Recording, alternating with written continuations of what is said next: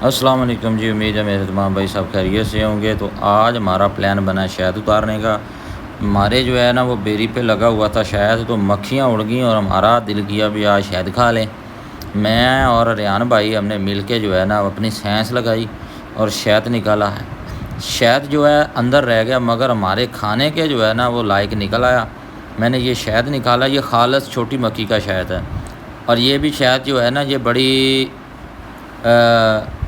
समझ लें भी अल्लाह की एक बहुत बड़ी नेमत है। तो रेहान भाई बड़े बेताब बैठे थे, इन्होंने मक्खियाँ भी नहीं देखी और जो है ना आते ही शुरू हो गए। शहद खाया और शहद खा लिया हद से ज़्यादा। बाद में मुझे कहते हैं कि काश शादीशुदा होते तो ये शायद काम आ जाता।